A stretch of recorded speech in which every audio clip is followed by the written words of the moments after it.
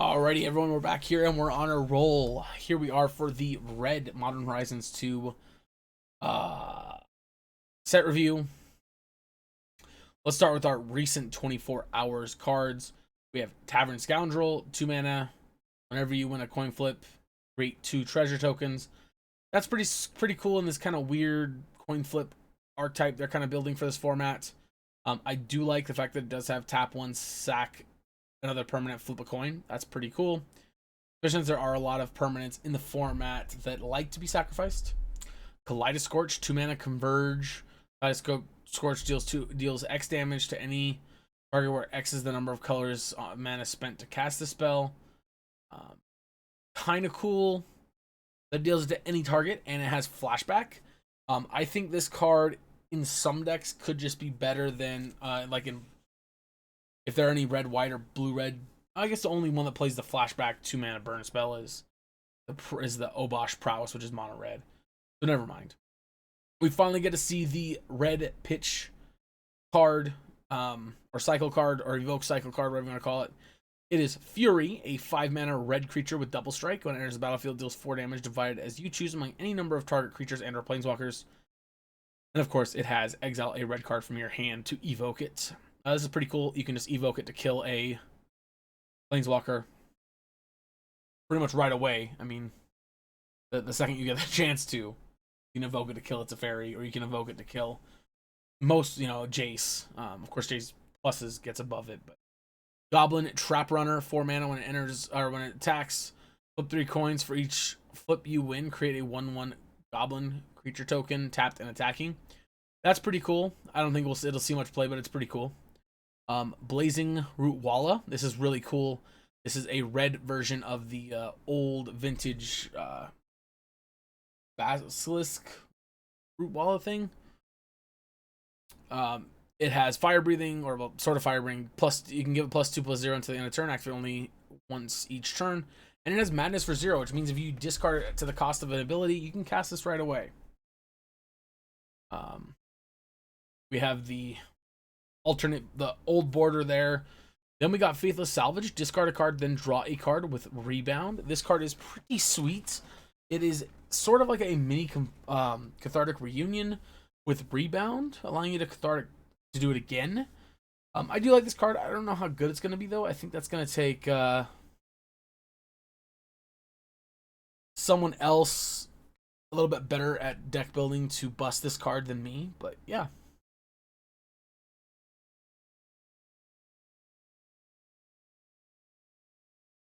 I just realized on the sketch cards this is the hint at how to draw the card. That's pretty cool. I like that. That's pretty sweet. I don't really care for these cards for MTGO, of course. I hope that if they're on MTGO, that's cool, whatever. But in paper, that's pretty sweet, I'm not gonna lie. Arcbound Slasher, 5 mana, modular 4 with Riot. Regenerates battlefield. You get a choice of additional plus counter or haste. So 5 mana, 4/4 haster, or 5 mana, 5/5. Gargadon, trample, suspend 4. Alright, now here's the nitty gritty that we really care about. Imperial Recruiter, super great card. When it enters battlefield, search your library for a creature with power 2 or less. Feel it, put it in your hand. That's sweet. It gets Urza. It can get Snapcaster Mage. It can get what else can it get? You can get Venser. It can get Soul Herder. It can get literally every single creature in the humans deck except for General Kudrow. Yeah, I mean, this card's sweet. Oh, and it can't get Manus Rider either, but still, this card is super sweet. Then we have Ragaman, Nimble, Pilfer. Now, initially when I looked at this card, I thought this card's whatever. Like, it's a cool, aggressive red creature.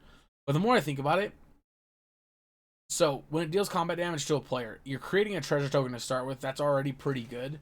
But then you're also exiling the top card of that player's library until the end of turn. You can cast that card. Obviously, you have to pay for the card. But this is kind of interesting. Because yes, you have dash, which means you can just pull from your hand, dash it into play. But, which means it can attack the turn. Right? It gets haste, basically. You put it back in your hand at the end of the turn. But Ragaman gets to come in, hit, and against a deck like Prowess, I could hit your Soulscar Mage off the top of your library and now cast Soulscar Mage. You know, I could attack Jund, hit you, and then Thoughtseize you off your own Jund. Like, it's not counting into consideration what my mana base looks like. It's this card is pretty cool. I do like it. I think it could be a little busted, but I like it.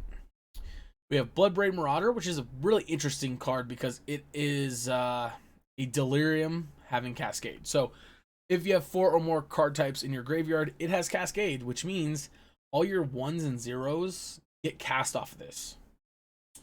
So that means you now have 1 card lower in your deck you can build and have a bunch of cascading into Ancestral Visions or Crashing Footfalls or Restore Balance, whatever. I think it's interesting. Of course, it is a 3/1 that can't block, but the big part is obviously the Delirium Cascade. We have Bray's Apprentice. Whenever Apprentice enters the battlefield, create a 1/1 colorless stop the creature token with flying. It also has sack an artifact, choose 1, exile the top card of your library until the end of your next turn. You may play that card. Target creature gets +2/+0 until the end of the turn. So this card's kind of cool. Comes into play, gives you a body, and you also can sacrifice artifacts to exile the top card of your library and cast it. I don't know, it's interesting. Calibrated Blast, reveal cards from the top of your library until you reveal a non-land card. Put that revealed card onto the battlefield, or put the revealed card onto the bottom of your library hold on. Reveal cards from the top of your library until you reveal a non-land card. Put the revealed cards on the bottom of your library in random order. When you reveal a non-land card this way, it deals damage equal to this card's mana value, or to that card's mana value to any target, and has 5 mana flashback. That was confusing. I confused myself on that. I think this card's whatever. It could be good. It could also be bad. Chance Encounter. Whenever you win a flip, put a luck counter on Chance Encounter. Beginning of your upkeep, if Chance Encounter has 10 or more luck counters, you win the game. This card could be cool to perforate stuff, but we'll see. I also think this whole just like flip mechanic is just super gimmicky, but it'll be fun. Chef's Kiss, gain control of target spell that targets only a single permanent or player. Copy it, then reflect the targets. Reselect the targets at random for the spell and the copy. The new target can't be you or a permanent. So that's kind of cool. It's kind of a 3 mana redirect plus copying it. I like it. Goblin Bombardment, 2 mana, sacrifice a creature. Goblin Bombardment deals 1 damage to any target. Pretty sweet.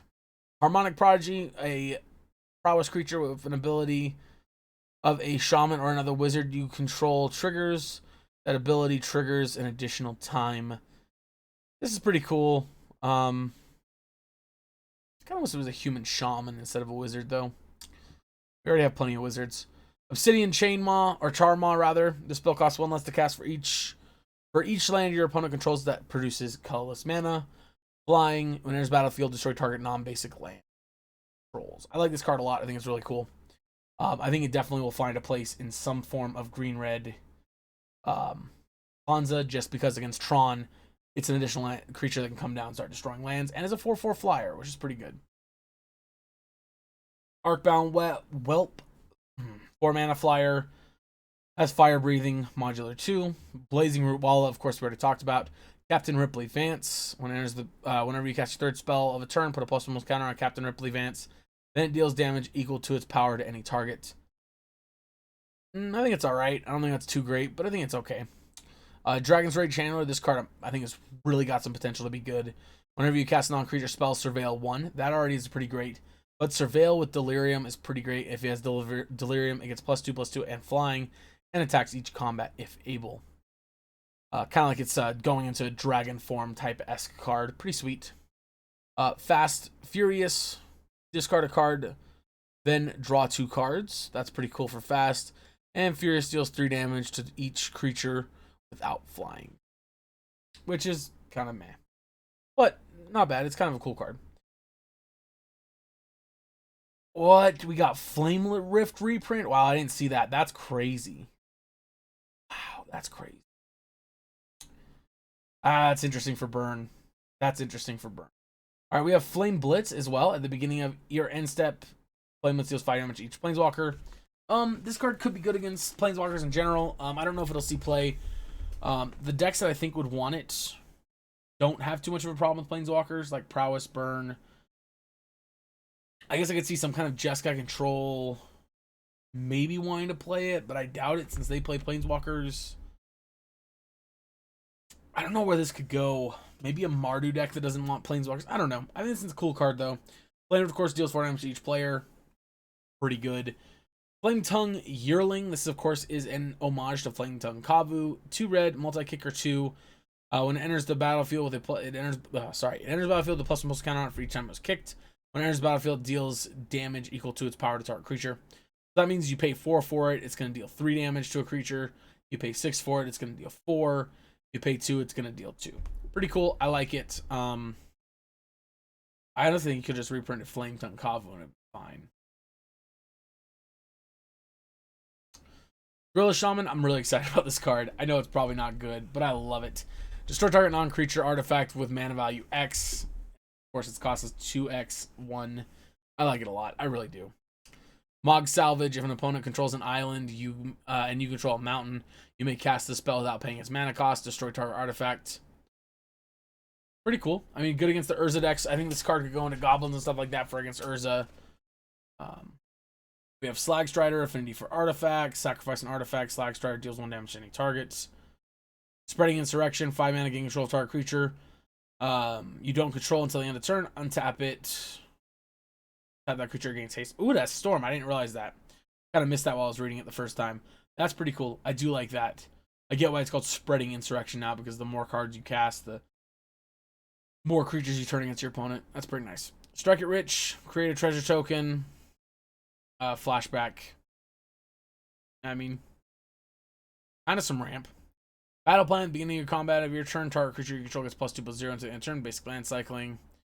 Then Galvanic Relay. Exile top card of your library. During your next turn, you may play that card. Has Storm. This is kind of an interesting one. This, of course, is kind of a what's the blue one? Mind's Desire, but worse. And then Covers Reaper at the beginning, as long as it's your turn, +2/+0. So that's it for red. Nothing really exciting. Of course, we have these two. Other than that, though, honestly, Flame Rift is cool. Honestly, red is kind of disappointing. Kind of sad. Last time we had Season Pyromancer, which was great. I think Ragvan's gonna be. Honestly, out of the new red cards, Faithless Salvaging is a card that I'm interested in. Bloodbraid Marauder is cool. Goblin Barman is cool. Dragon's Rage Channeler is cool, but none of these cards really do it for me. All right. Well, anyway, yeah, I hope you guys enjoyed this video. Let me know what you guys' favorite red card is. Thank you so much for tuning in. If you guys like this video, hit that like button. If you want to see more videos like this, go ahead and hit the subscribe button. If you guys didn't get to see this first on Patreon, check out my Patreon in the description below. You guys are going to want to check this out. And yeah, I'll catch you guys in the next video.